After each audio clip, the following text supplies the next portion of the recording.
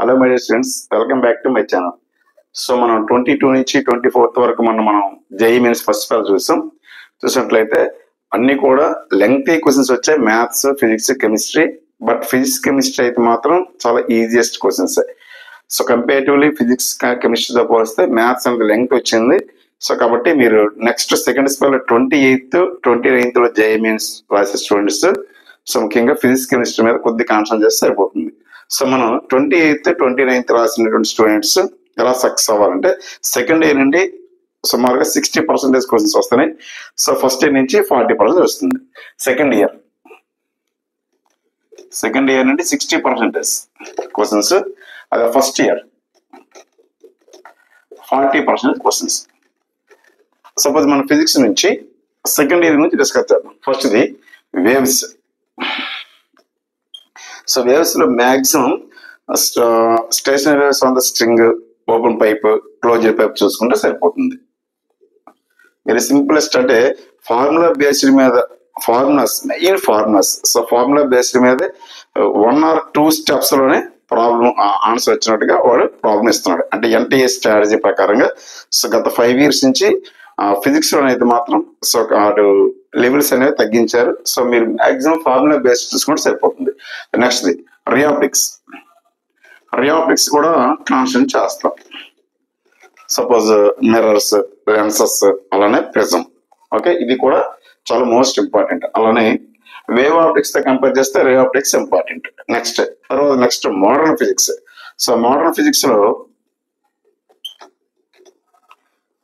Dual nature, 12th lesson, dual nature of radiation matter. Dual nature of radiation. So must 100% ఒక question ఉంటుంది dual nature అంటే 4 electric equation, h=5 plus half mv square. అలానే second concept de Broglie. So 99% Einstein equation మీద ఉంటుంది. Dual nature నుంచి must bit వస్తుంది. ఇది ఒకసారి చూసుకుంటాం. Next atom. సో యాటమ్ లో చూసినట్లయితే పొటెన్షియల్ ఎనర్జీ, కైనెటిక్ ఎనర్జీ, అలానే Lyman series, Balmer series, Paschen series. So అలాగే alpha scattering experiment. Next nuclei. So nuclei నుంచి చూస్తే 14th. So maximum mass vector binding energy delta M and binding energy B=delta m into c square. So maximum concept. So remaining మనకి nuclear reactor, nuclear energy, almost amount of energy release =mc square. ఇంకా last 15th semiconductors లో maximum మీరు concentrate చేయాల్సింది diodes and logic gates. Diodes చూస్తే Zener diode important. So Zener diode 15th లో Zener diode concept. అలానే logic gates,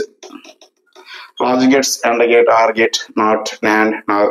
very simplest అంటే వాడు అక్కడ ఇన్పుట్ అవుట్పుట్ మనం వెరిఫై చేసుకుంటే ఆ టేబుల్ ఏది కరెక్ట్. సో 0 0 0 1 1 0 1 1. సో దీన్ని బట్టి వాడు ఇచ్చినటువంటి 4 tables ఏది కరెక్ట్ చెక్ చేసుకుంటే సరిపోతుంది. చాలా సింపులెస్ట్ క్వశ్చన్. సో ఇది సెకండ్ ఇయర్ లో కాన్సన్ట్రేట్ చేస్తాం.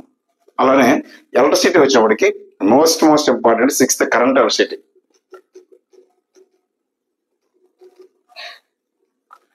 కరెంట్ ఎలక్ట్రిసిటీ నుంచి మినిమం 2 to 3 bits వస్తే combination of resistors, series combination, parallel combination, అలానే colour code. So most important lesson మనకి కరెంట్ ఎలక్ట్రిసిటీలో, ఈ ఎలక్ట్రిసిటీలో current electricity. Next electric potential and capacitance, అలానే గాస్ లా. సో అది కూడా ఇంపార్టెంట్. ఈకి వీక్ మధ్య రిలేషన్ E=V/D. అలానే ఇందులో capacitors, series combination, parallel combination must should. So what happen the capacitor and direct introduce between the 2 plates of the capacitor. So already you know that capacitor is the positive and negative. Its capacity C0 =ε/A/D. Suppose for example a dielectric is introduced. After dielectric constant K, what happened the capacity? K=Kc0. అలానే what happen the energy? U=half CV square. మనకి 25th మన 22nd first spell లో ఇదే bit ఇచ్చారు మన capacity. చాలా easy bit. So formula base మీద bit ఇచ్చారు. సో ఇది సెకండ్ ఇయర్. ఇంకా ఫస్ట్ ఇయర్ వచ్చినప్పటికి ఫస్ట్ ఇయర్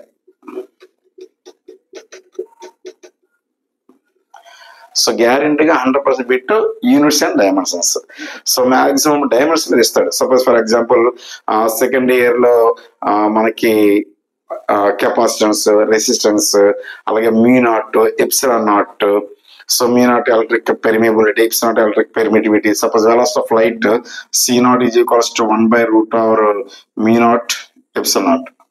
సో అట్లానే what is the dimension of mu naught by epsilon naught, అలానే what is the dimension of mu naught into epsilon naught. So ఇట్లాంటి dimensions అడుగుతుంటాడు. So errors నుంచి dimensions ఇవ్వకపోతే errors ఇచ్చేస్తారు. But maximum 80% వరకు dimension మీద ఇస్తుంటాడు, మిగతా 20% ఎర్రర్స్ చూస్తారు. అలా నెక్స్ట్ కైనమాటిక్స్ చూస్తే 1D 2D. సో ఎస్పెషల్లీ 2Dలో projectile most important. So projectiles మీ అందరికి తెలుసు, 3 ప్రొజెక్టైల్స్ ఉంటాయి. వన్ ఇస్ ఆబ్లిక్ ప్రొజెక్టైల్, రెండోది హారిజాంటల్ ప్రొజెక్టైల్, మూడోది ఇంక్లైన్ ప్రొజెక్టైల్. బట్ ఒక 5 years నుంచి ఇంక్లైన్ ప్రొజెక్టైల్ టచ్ చేయడం లేదు. మాక్సిమం ఆబ్లిక్ ప్రొజెక్టైల్ అంటే ఐపీ రేంజ్ లో y=x-bx². సో దాని మీద applications maximum IT range, time of flight. So projectile అనేది ఇంపార్టెంట్, ప్రొజెక్టైల్ మోషన్. ఓకే కదమ్మా. Next laws of motion. Laws of motion అంటే మాక్సిమం ఫోర్స్ అండ్ మొమెంటం, అలానే మనకి ఇక్కడ ఫ్రిక్షన్. సో ఫ్రిక్షన్ కూడా చాలా simple. So formula based 1 or 2 steps లో వచ్చినటువంటి ప్రాబ్లమ్స్ ఇస్తున్నాడు. అలానే 6th work power energy. Work power ఎనర్జీలో వర్క్, ఎనర్జీ, పవర్ తో పాటు ఇందులో వెర్టికల్ సర్క్యులర్ మోషన్ అనేది వెరీ వెరీ ఇంపార్టెంట్. సో ప్రతి పేపర్ లో కూడా టచ్ చేస్తున్నాడు vertical circular motion. Suppose for example, and your body is moving in the vertical circle, so at the bottom its velocity is √5gr, so top the velocity √gr, so the midpoint the √3gr. Alage tensions, lowest point the tensions 6 mg, highest point the tensions t is equal to 0. So we మీద ఖచ్చితంగా problem వస్తుంది vertical circular motion. ఇది ఒకటి చూసుకో. Next system of particles rotatory motion లో maximum మనకి moment of inertia torque. అలానే pure rotation motion. అలాగే రోలింగ్ మోషన్ అంటే combination of rotation cum translatory, but pure rolling చూసుకుంటే సరిపోతుంది. అలాగే ఆసిలేషన్స్. ఆసిలేషన్ చూసినట్లయితే simple pendulum. So time period of the simple pendulum, దాని తర్వాత applications. Next gravitation. 9th gravitation must and should guarantee between. So gravitation చూస్తే variation of the g with height and depth, అలానే escape velocity, orbital velocity. Very very simple bit, theoretical bit రావడానికి chance ఉంది. Next 10th mechanical properties of solids. Solids లో కాస్త అంటే ఇస్తారు, లేకపోతే కొద్దిగా అప్పుడప్పుడు 1 or 2 బ్యాగ్స్ 1 బిట్ వస్తుంది, లేకపోతే కొన్నిసార్లు మిస్ చేస్తుంటాయి. 11th mechanical properties of solids most important. ఇందులో maximum surface tension concept touch చేస్తున్నారు. సర్ఫేస్ టెన్షన్ యాక్చువల్ మీరు అబ్జర్వ్ చేస్తే మెకానిక్ ప్రాపర్టీస్ ఆఫ్ ఫ్లూయిడ్స్ లో చాలా ఎక్కువ కాన్సెప్ట్స్ ఉన్నాయి. బట్ వాడు ఈ మధ్యలో మీరు ఒక సర్ఫేస్ చూసుకొని, సో మీద ఒక బెర్నౌలీ ప్రిన్సిపల్ కానీ, అలానే సర్ఫేస్ టెన్షన్, ఇది మోస్ట్ ఇంపార్టెంట్. దాని మీద టచ్ చేస్తున్నాడు work done. So unidentical droplets are combined to form big drop. What happen the energy. అలాగే big drop is split up in unidentical droplets. అలానే next 12th thermal properties of matter. So ఇందులో కూడా చాలా topics ఉన్నాయి, but ఎక్కువ calorimeter topic touch చేశాడు ఈ మన ఫస్ట్ సెషన్ లో. అలాగే సెకండ్ సెషన్ కూడా మనం ఈజీగా సో అవుట్ ఆఫ్ 25 bits లో మనం 15 bits ఈజీగా ఫిజిక్స్ నుంచి చేయొచ్చు. 15 4 60. అలానే మిగతా మ్యాథ్స్, కెమిస్ట్రీ కూడా కొన్ని మార్క్స్ తీసుకుంటే టోటల్ గా 150 మార్క్స్ వస్తుంది మనకి. ఈజీగా ర్యాంక్ వస్తుంది మనకి. అన్నిట్లు కానీ ఐఐట్లు కానీ సీట్ రావడానికి చాలా ఈజీ అమ్మ. మనకి 12 lakhs రాస్తున్నాం. 12 lakhs లో కూడా మన కాంపిటీషన్ 12 lakhs కాదు, ఓన్లీ 2 lakhs. ఆ 2 lakhs లో కూడా మనం కాస్త కేర్ తీసుకుంటే చాలా ఈజీగా మనం 150 నుంచి 160 మార్క్స్ తెచ్చుకోవచ్చు out of 300. Thermal properties matter లో మాక్సిమం కెలోరీమీటర్ ఎక్కువగా టచ్ చేస్తున్నాం, చాలా easiest. Next 13th thermodynamics. Thermodynamics PV graph చూసుకుంటే సరిపోద్ది.